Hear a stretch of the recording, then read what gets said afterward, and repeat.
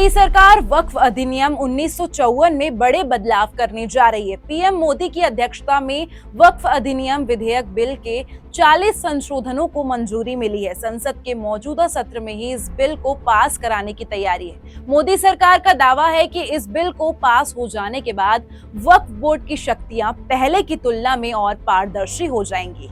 इसके पास हो जाने से पहली बार वक्फ बोर्ड में मुस्लिम महिलाओं की भागीदारी सुनिश्चित होगी। नए बिल के वक्फ बोर्ड की जमीन या किसी भी तरह की संपत्ति की निगरानी अब मजिस्ट्रेट को भी शामिल करने का प्रस्ताव है। पहले जान लेते हैं कि क्या है वक्फ और वक्फ बोर्ड। नमस्कार, आप देख रहे हैं जनधारा 24/7 और मैं हूं आपके साथ आर्ची जैन। अरबी के शब्द वक्फ का मतलब है लोगों के उपकार के लिए दिया गया धन।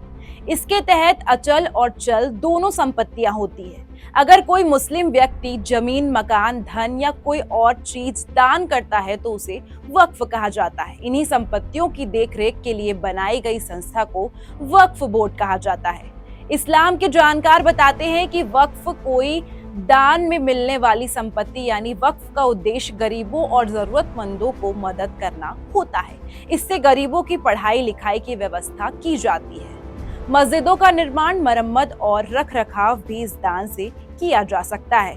इसके अलावा वक्फ के दूसरे धर्मार्थ कामों में भी मदद ली जाती है। आपको बता दें कि देश में वक्फ अधिनियम 1954 में लागू किया गया था। साल 1995 में इस अधिनियम में पहला संशोधन और साल 2013 में दूसरा संशोधन किया गया था। मोदी सरकार अब वक्फ बोर्ड में तीसरा संशोधन करने वाली है, जिसमें पहले से अधिक पारदर्शिता होगी।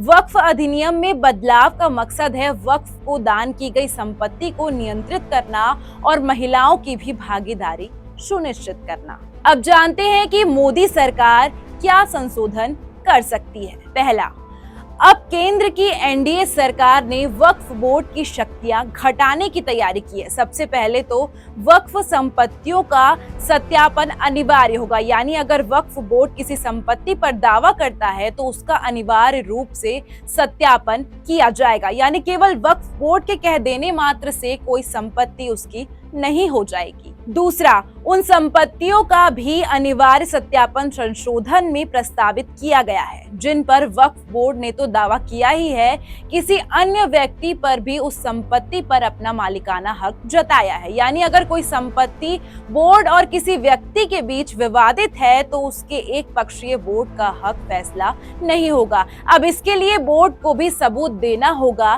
कि संपत्ति उसकी है। तीसरा, वर्तमान में राज्य और केंद्र सरकार वक्फ में संपत्तियों में दखल नहीं दे सकती। प्रस्तावित संशोधन के बाद वक्फ बोर्डों को अपनी संपत्ति जिला मजिस्ट्रेट के दफ्तर में पंजीकृत करानी होगी।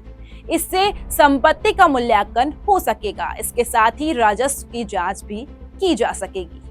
चौथा, वक्फ बोर्डों के ढांचे में भी बदलाव प्रस्तावित है। राज्यों के वक्फ बोर्डों में महिलाओं सदस्यों को शामिल किया जाएगा। चौथा, वक्फ बोर्डों में ढांचे में भी बदलाव प्रस्तावित है। राज्यों के वक्फ बोर्डों में महिला सदस्यों को भी शामिल किया जाएगा। अब हर राज्य में बोर्ड में 2 महिलाएं सदस्य होंगी। वक्फ एक्ट धारा 19 और 14 में बदलाव किया जाएगा। इसके अलावा वक्फ बोर्ड के फैसले के खिलाफ हाईकोर्ट में अपील का भी प्रावधान किया जा रहा है।